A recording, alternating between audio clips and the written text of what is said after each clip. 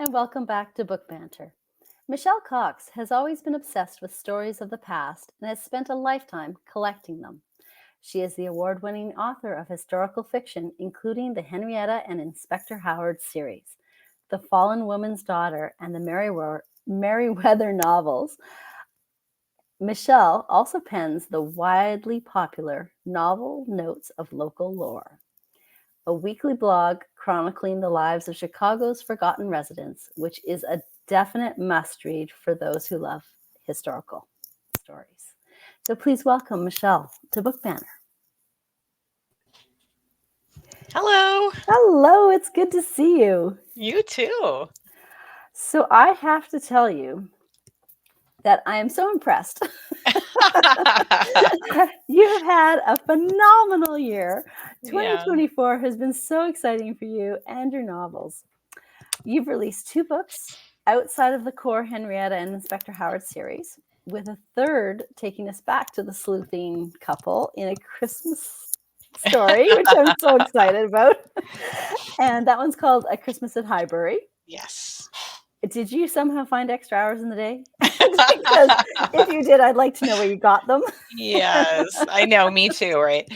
No, that it's crazy when I think back to 2024. It's like a lot, but the secret is that The Fallen Woman's Daughter, which came out in March, was actually written, a couple of years ago now. So, Oh. yeah, so it's been in the works for a long time. So I wrote it and then it went through extensive editing, like from multiple editors. And then it got to the polish point, and then I actually shopped it around to agents for probably 6 months before I, took it in a new direction. So that book has been, in the drawer for a while. So that gave me extra time. That helps. Yes, It it did. definitely helps. Yeah. So I had time to write book 1 of the Merriweather series, and I do admit the Christmas novella was a bit of a, a crunch. So I needed to get that done. But I was hoping that I could start writing it last December, and I did not make that. So I was having to write it during the summer, which is I tough. completely understand. I so had these wonderful, whimsical visions of writing a Christmas story in the depths of winter and, being Yes. cozy with my cup of tea and just kind of in the groove with Christmas music. And no, I too No. wrote Cocktails Before Midnight in June. Yes, right? There's got to be a better way. I know, but it reminds me, like, every time I hear, Christmas music, there's a part of me that sometimes wonders, when did they record this? It was probably, some Oh, hot summer day. good point. I've never thought about it that way, actually. Right. So we're in good company. That's probably very true. And when you think about Christmas movies, like they've got to Yes, produce those ahead of time. for sure. So you have to take a little bit of a leap away from reality to Yes. suspend reality for a minute while you're watching Christmas stuff, because knowing that it's not created during that time, I guess. Shoot, Exactly. man, I'm glad to know I'm in good company because. Yes, yes, yes. So I actually read The Fallen Woman's Daughter Yay. in autumn. Loved it. Thank you. Absolutely, thoroughly enjoyed it. It is such an immersive saga that I don't want to give anything away, but can you tell us a little bit about what sparked the idea for the story? Sure. Well, similarly to my Henrietta and Inspector Howard series, which was sparked by a woman that I met in a nursing home. So she became the character of Henrietta. Oh, So this book isn't it is based on a woman's story that I heard when I was working in the nursing home. But what's different about this book is that I wasn't just basing a character on the story. The whole story is based in truth. So really? a lot Oh, of what happens in the book really did happen. Oh. Yeah. Oh. So I know, right? Oh, you didn't tell me I was gonna need tissues. Yes. Oh. So, Oh my goodness. So, okay. That's makes sense, mhm. and but also is, it actually leads really well into the next question, which is I'm a super big fan of sweeping family stories Mhm. where one person's decision ends up altering the paths of those lives that they intertwine with. Mhm.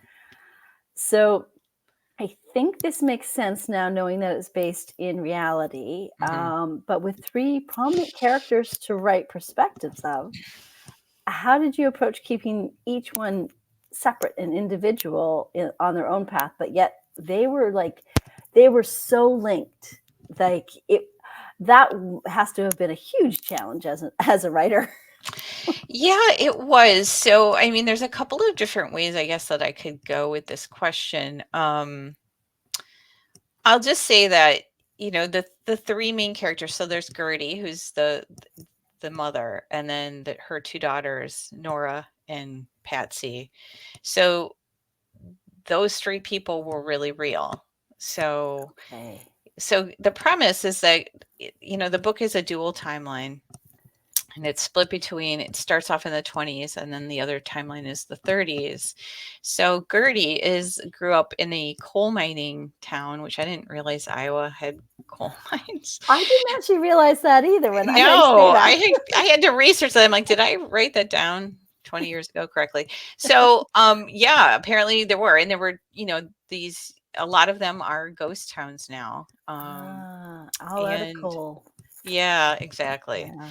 Mhm. So a traveling carnival comes through her town, and she ends up running off with the carnival barker. So that really did Ah, happen. And then interesting. there's, her two girls are growing up in this, school for girls from broken families. So what was interesting is that, they so all I had to go on was, Gertie was eventually the old woman in the nursing home that I Okay. met. But I had a lot of interviews with her daughter, which would have been the Nora character. Oh, really? Oh. Yeah, and she Mm. was able to just give me so much insight into her mother Oh, and all of these feelings of loss and guilt. wow. And she was the one that told me. So Gertie spends her life kind of for people who haven't read it, inflating her daughter's experience. Like, she likes to pretend it's this, sort of magical, place that they got to go, and they had dancing lessons and art and all of this. The best of the best for my daughters. Yeah. Exactly. And while that obviously wasn't completely true, in a way, Nora, or the real Nora, would say, I really did love it there, because she spent Really? a lot of her childhood in this home, and Oh, that gives she me chills. actually enjoyed her time there more than she enjoyed living with her mother, because it was, such a horrible experience. It was And stable. right, and so in later life, Gertie had so much guilt about having her Oh, daughters there, and Nora, the real Nora, would say to her, "Mom, it you don't have to feel guilty about that anymore. I'm fine with it. It's okay." And she just couldn't get over it. So there was already a lot of psychological, drama there. And yeah. so, 'Cause you that in between you had to create. yeah. And Yeah. then Patsy is a different character altogether. So Yeah. hopefully it all comes together at the end Yeah. with the prodigal son sort of comparison, Yes. and Nora's and Patsy's, relationship, and Gertie. So Yeah. yeah, so that's one way to answer the question. Just quickly, the second way I could answer it in terms of just like perspective is that when I originally wrote this book, um, we are so you're in the head of Gertie, you're also in Nora, and sometimes in Patsy, but in the original version, the reader also got to be inside of Kenny's head Yes. and Ren. So these are two grandsons. And my editor said when she read the first draft, she said, is this going to be a mother daughter story or is it going to be an ensemble piece? And I said, I think it's mother daughter. And she said, I think it is too. And if that's the case, then Kenny and Ren's POV have to go, Oh, which was okay. crushing. Yes, I could Because see some that. of those chapters are my favorite. In my early beta readers, there's a Kenny chapter that is everybody's favorite chapter, Oh, and that had to get cut. I'm like, oh no. But I think that's it is a tough. stronger, better book for being very laser focused Yeah. on these three women. And that makes sense from a story perspective, right? Hmm. But from when you have a favorite chapter, you want to keep that chapter and you want to, have it be a newsletter gift, I know. I have to get around to like creating some bonus content. because that's like, I would like to read that because that's what's so interesting about the story is that each person has this very unique way of caring for another one in the family. It's Hmm. it's this connectedness that runs so deep Right. that, and even if you don't like glean it off the page, you feel it. You're immersed in it. You feel like you've become the fly on the wall with this family, and you Yeah. want them to heal. You just so desperately want them to heal. Right? Yeah. Ah, oh my Yeah, they gosh. went through a lot. They went through a lot, but here's the thing, it's a Yeah. real story. And And we all have stories that we know from our past or yeah, other people's past that are close to us that, people went through some really hard things. life is not easy, Now, you especially know? back then, depression Yeah, era. Yeah. exactly. Exactly. Whenever I think that life is not easy, quote, Nita Prose's character, Molly the maid. I don't know if you've read any of that. No. So worth reading because it's Molly the maid is quirky, um, but her grandmother was the one who sort of helped shape her through her life, and um, she always says, Gran always said, um, if it's not all right, it's either all right or it's over, and if it's not all right, it's not over. Oh, I like that. Right? That's a great saying. And I was like, that kind of brings, life isn't easy, but if it's not all right, it's not over yet. And in the end, everything will be all right. That's the point, right? We struggle and push through, but that's the heart of the story, and that's the heart of a lot of great stories. And I think so too. you know, we like to see other people's struggles at arm's length, Yes. right? Right. Yeah. And I think that in terms of stories, I mean, I think that people are willing to kind of slog through a lot of hardship or tragedy Yeah, in a book as long as it has some sort of redemptive value at the end. absolutely. You need And the that was thread of what I was hope. hoping. Yeah. Yes, you need that hope. You need that light at the tunnel, end of the tunnel. And Yeah. I because that is life. And Right. sometimes you can't see it as easily as it's not always staring right in the face. Sometimes you got to dig a little deeper, but it's always there. I agree. And that's what makes it such a great story. The Fallen Woman's Daughter is a fantastic family saga. Oh, So thank you. it's definitely a must read. It's it's also very beautifully written and very heartfelt. So Thank you. Thanks. good I appreciate job. it. 5 years later. No. Some things take time. They do, right? Sometimes what we Yes. would like, our timeline does not always suit the story's timeline, Nope. Nope. right? And it emerges when it's supposed to emerge. So Absolutely. I completely agree. And some of them push to get out. And well, then, yes. I mean, I have another novel that is also very saga like, and ah, that is written, and it needs a lot of editing, but every once in a while, I mean, before I was a writer, and when I would hear writers say this kind of stuff, I'd be like, roll my eyes. But now that I'm a writer, I'm like, it actually does kind of happen. I have the yeah, characters sort of kind of every so often yeah. whisper, say, Oh gosh. when is it our time? Yes. And I'm like, Whisper's nice. instead of banging on the door, let us out. I've got it's so true.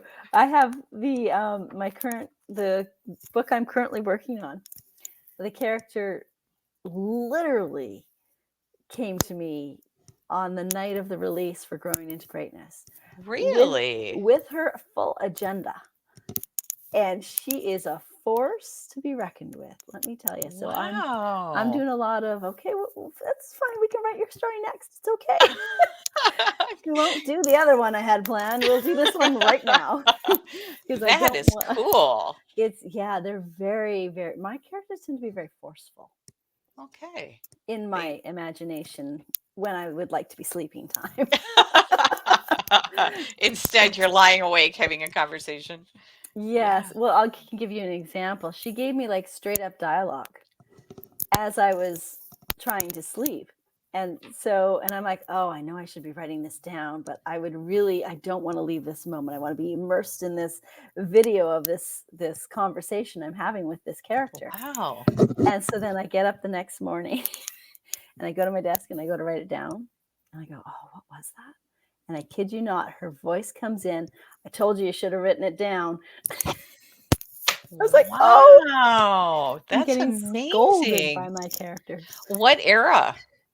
This is actually takes place in 1955, Ooh. but the story of the actual events takes place in during Prohibition. So this one's about 1926.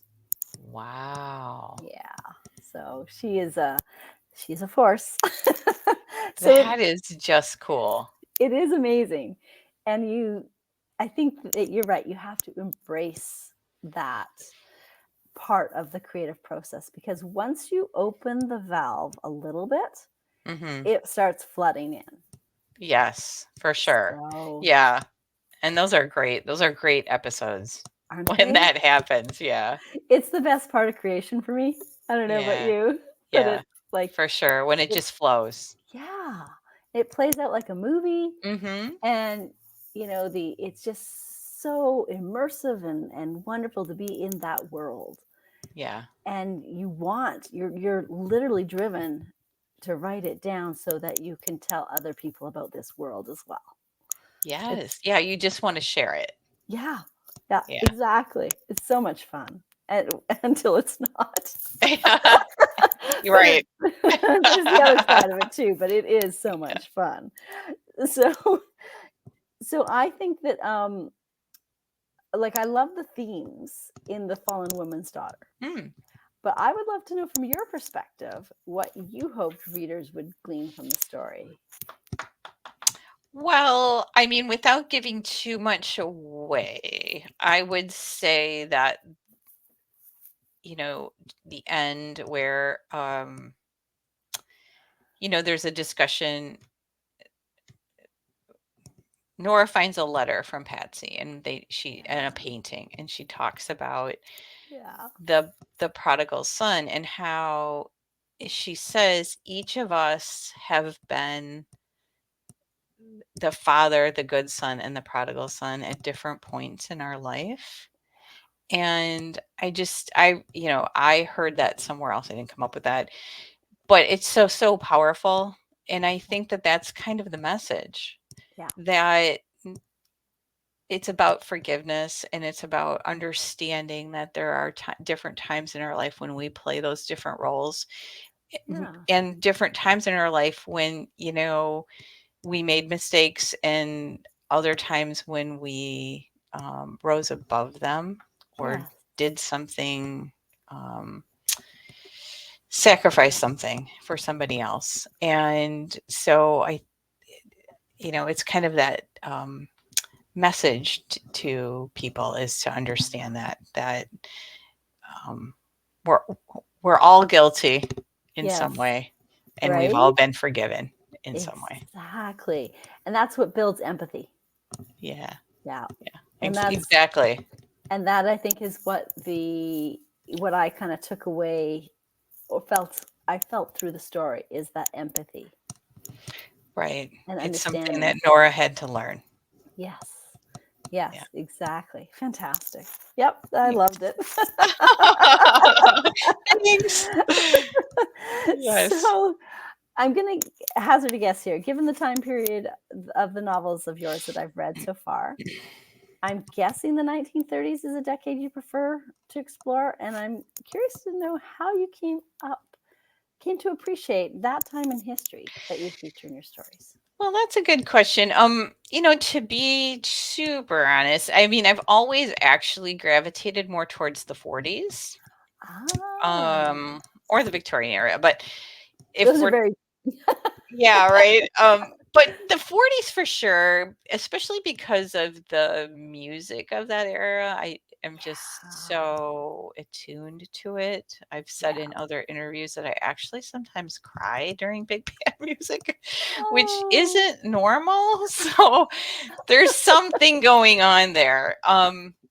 So I always envisioned myself writing stories of the 40s, but going ah, back to the character that Henrietta was based on, um, I didn't realize I was writing a series when I started that book.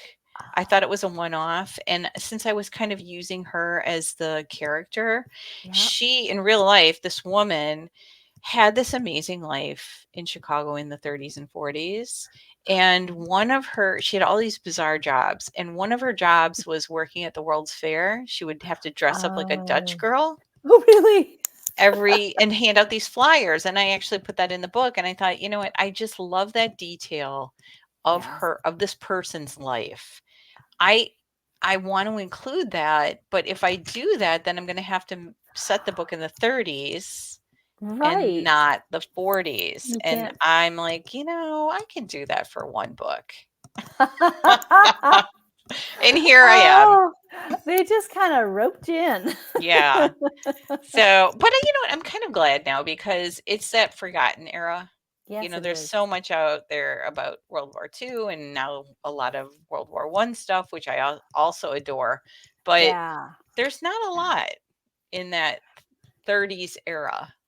I think So, it was a really hard time. People were beaten down by then. And, with two wars and sandwiching the 30s, it's just kind of, it was I mean, when you say the word Great Depression, you mm, think, it just feels heavy, yes. right? Hmm. Like it just feels heavy. And it's not that everybody was affected by it in the same way either. That's the Hmm. most interesting thing. There's people who made a ton of money in the 30s. So, financially speaking, but it's when you start to examine the other social aspects of the 30s, a lot of societal things came up. Yes, exactly. And so it's a pretty rich era to, delve into. And Yeah. a lot of those, not a lot, but some of those subjects come up in the Clive and Henrietta series because they are part of the wealthy Yeah. that weren't really affected by Right. the depression, but there are a lot of people around them that were. And it's how they deal with that and how they respond to that, etc. Yes, exactly. Yeah. Exactly. So you can see it through the lens, like, but a wider scope. Yeah. Yeah. Right. Yeah. That makes sense to me. Totally. Yeah. It's a era that fascinates me as well.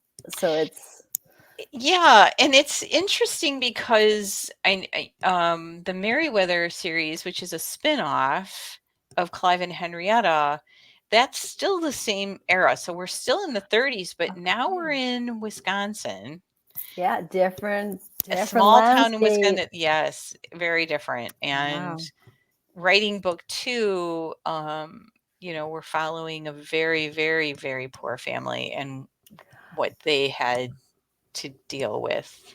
Um, so Yeah, that'll be yeah, interesting because it does shift from where your vantage point is right. in those And very hard times. exactly, right. And you have Melody who, started out in the Clive and Henrietta series as being this sort of frivolous Yeah. rich girl at an all-girls college in Chicago, and now she's suddenly thrown into a different reality. Oh, okay. Yeah. Okay. Oh, this is interesting because I haven't read that one yet. It's actually on my list. Yay. And it's so what is the premise of that story? Is Yeah, so Melody appears in book 4 of the series, of the okay. original Clive and Henrietta series. So, and she's just a very bit character. And as the series goes along, she gets a bigger and bigger Ah, role. And so now she gets her very own series. I So love when that happens. she, yes, it's fun. And I do kind of try to reference some of the original characters, Nice. because I like that when I read, multiple series Oh, from little an Easter author. eggs everywhere? Yeah, exactly. Absolutely. So, what happens is she gets at the end of the other series, she gets a desperate letter from her family saying that Right. her father is ill. She has to, go back home and help. And so she has to give up her frivolous life of, being in Chicago at this all women's college. And she's got this Wow. huge circle of friends around her. And she goes back to Merriweather, Wisconsin, which is really Mineral Point, Wisconsin. And if I had known that I was going to spin this off, I would have just called it Mineral Point, but it's called Oh, Merriweather. So she it's a has to cute go back. name. Yeah. And she finds out her dad is pretty incapacitated and they expect her to take over the family mercantile. Okay. And she obviously does not want to do that. Right.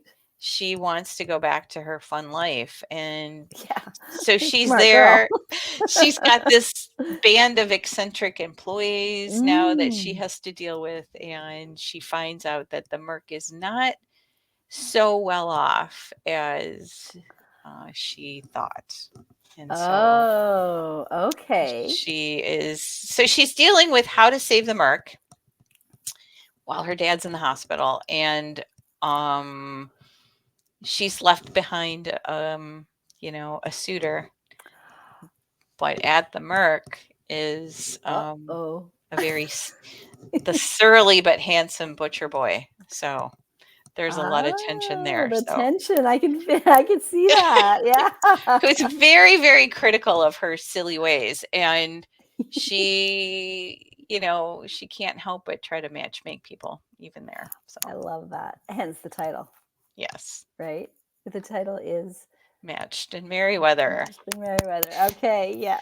Yes, I love that. That's Yeah. pretty cool. So it's a very fun series. And yeah, I've had a lot of fun writing it. I bet.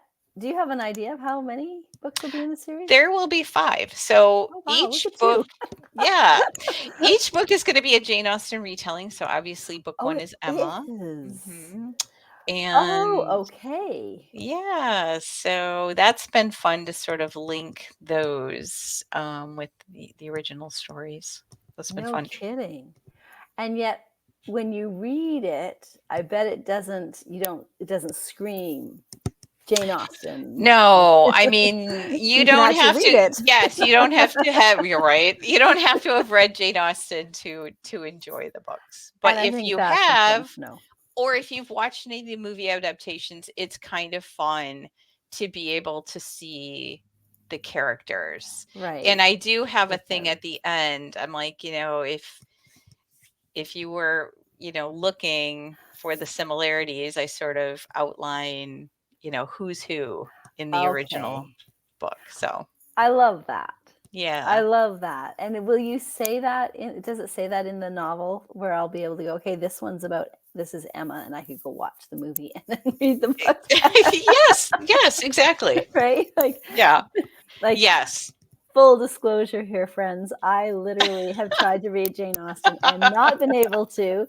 So I go and watch the movies, which are wonderfully delightful. Well, I had this conversation with my editor, and I'm like, I feel like a little bit of a fraud because, I was an English major. So you would think that I've read every Austen, and I haven't. I've only read Pride and Prejudice. And she's like, I think you can get away with it. Like, but what I did, the research was so incredibly fun because every Jane Austen has about 3 adaptations at least. Yeah.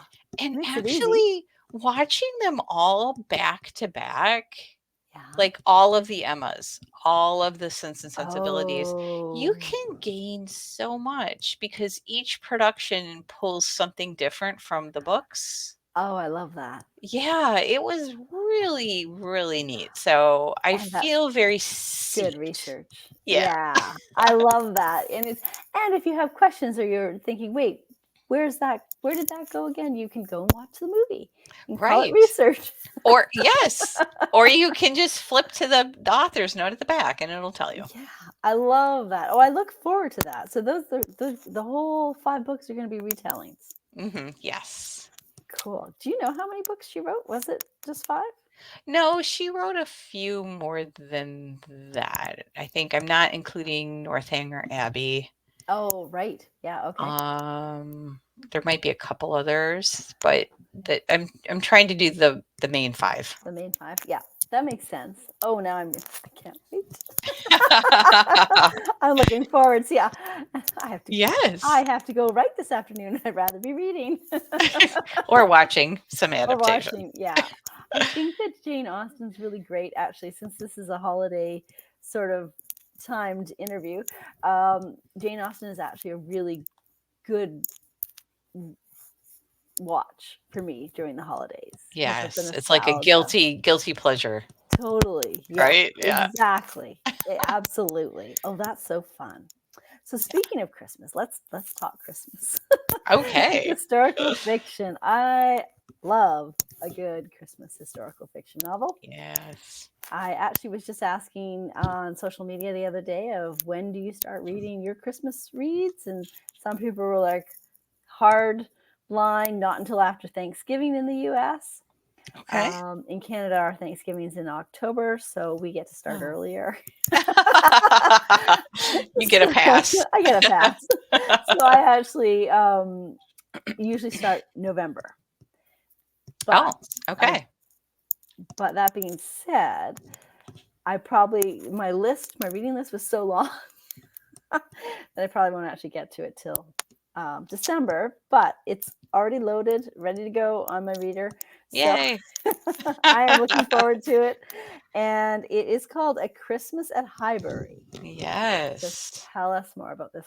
Oh, look at that. I see, and I love the cover too. I think it's beautiful. Thank you. They look Yes, I like love little it too. Christmas ornaments. Yes, right? Yes, I know. She did such a great job. I love my designer.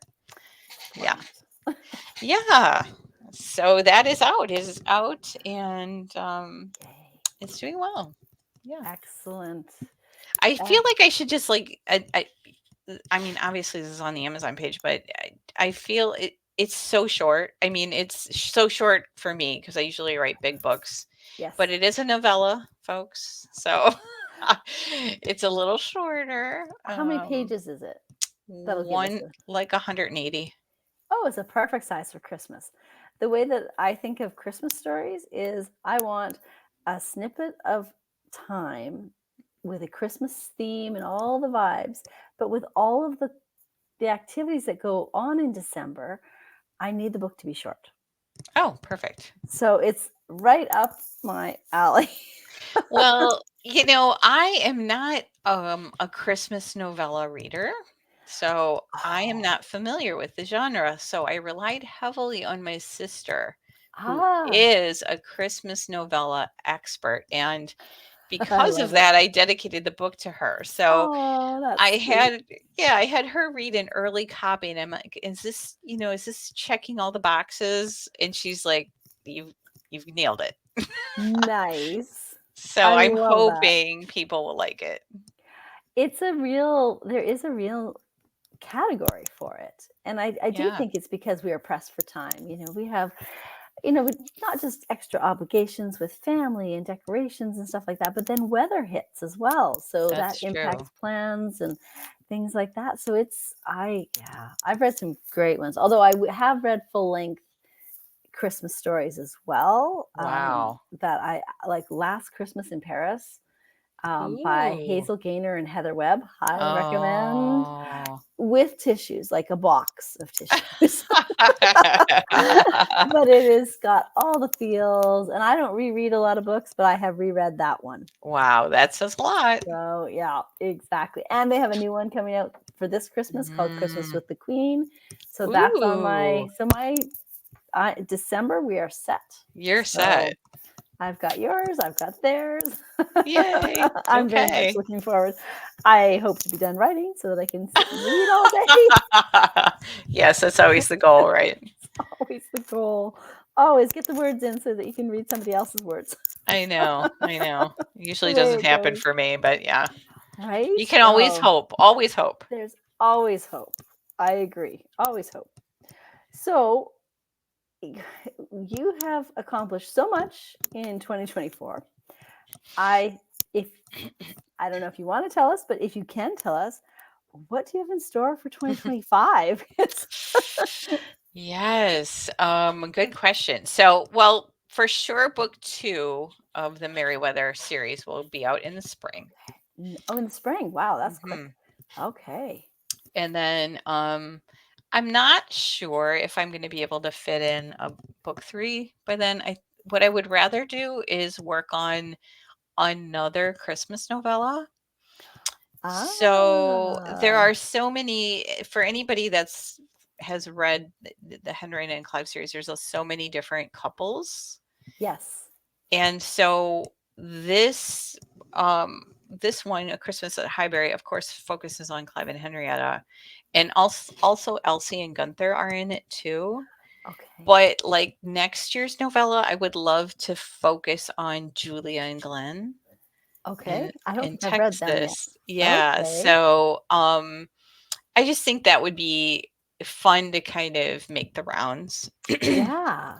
That's a great way to tie in this series while having multiple choices at Christmas. Yes, right? Yeah, because so many people wanted me to do a spin-off of Julia, and I just didn't Ah, feel like I had it in me, but I would love to do a Christmas novella with her wouldn't and that be Glenn. great? Yeah. Wow. So I'm gonna hopefully work on that. And then my big project is I would like to republish and recover the original series. So that's going to be a bit of Yeah. work, but I've started with new cover designs and I'm really excited about Exciting. it. Yeah. So I think that's going to take up a lot of my time. It's a big task.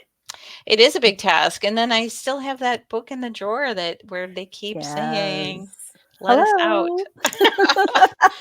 So I would love to get to that book in 2025, but I just don't know if it's realistic. It's tough, isn't it? It's tough fitting Yeah. it all in. I mean, this year was the first year I released 2 novels in 1 year, and it Wow. was a push. Yeah. And wrote and released. And that was a push. Yeah. But now that I know I can do it, I plan to Right. do it again. And that Oh, same okay. idea. Yeah. Because I like structure. I like being able to sit down and go, okay, these are the months that I'm really writing, and these are the months that I'm gonna have off. If life and everything like that works out, it does get Right. a vote. Um, but that kind of thing. But then when a new idea comes in, I'm like, ooh, how am I going to fit you in? Well, that's the thing. I mean, they say, it's like you should be consistent, right? So don't Yeah, release like 4 books in 1 year and 1 book the following exactly. year. Yeah. But so I would love to be a 1 book a year writer. Like that Yeah. would be easy. But I have It's so easier. many ideas. Like, I'm not going to get them all written if I do one book a year. I've got a lot of ideas. That's exactly, yeah, I have the same problem. So it's like, okay, you need to get on it. I find I can only hold 3 ideas in my head at a time, so I'm Mm, kinda limited to that, but there's periphery ideas that aren't, like, taking my energy or my thought sure, process. but are So sort of there. they're there. They're, further back, so I tend not to give them too much attention, and it's the ones that are really poking at me that I go, "Okay, yeah, It's I time need." for you. Yeah, exactly, which is, you know, hopefully readers understand that and can kinda get the way that we, creating is not a linear path. It is all over the place. Yeah, exactly. And yet, I hate to interrupt the momentum of the Yeah, Merriweather series. I would love to just yeah, kind of plow through that so that, readers don't have to wait, a total of 5 years to get all of these books. I mean, it would be great to do two a year, but we'll right? see. We'll I see. have the same concern too. Yeah. Hmm. Although I think a once a year schedule for a series is a good pace, Hmm. That's um, true. because it allows you to sort of revisit the characters again. If you are a rereader, you can go back and read the earlier ones and then continue on with the story. But it is, reading it, I always sort of compare it to turkey dinner. It takes hours, if not days, to prepare everything for Thanksgiving dinner. That's true. And people eat it in 20 minutes. I know, I know. I get emails from readers saying, "I read it in a day." I'm like, "Oh my god. That took years to write, but awesome. Exactly. Thanks." It's so good though. It's because they couldn't put it down and they're immersed in the world and they're loving every Right. word. And it's such a huge compliment. But at the other side of the brain that has to do the actual work of it and the creation of it is like, oh, I can't write that fast. I know, I know. Well, then it's all the rounds of editing and yeah, Yes, there's absolutely. more to it than just writing a first Oh, draft. heavens, if people saw a first draft, I fear you'd be very disappointed. Or confused, or Or both. yeah, there might be some broken links there. Yes. You Yeah, never know. for sure. It's all about being a writer. Oh, well, thank you so much for joining us today. This has Well, been thank lots of fun. you. Yeah, it has been fun. Thanks for having me. We are always happy to have you. We love your books, so it's Thank easy you. to chat about them. Thank you. Well, friends, that's all you have to do now is go to your favorite online book retailer and grab a copy of Christmas at Highbury and settle in for a cozy holiday read. But while you're there, you might as well load up your cart and grab Matched in Merriweather and The Fallen Woman's Daughter too. Happy holiday reading, everyone. Okay. Bye-bye. Thank you. Bye. Thanks.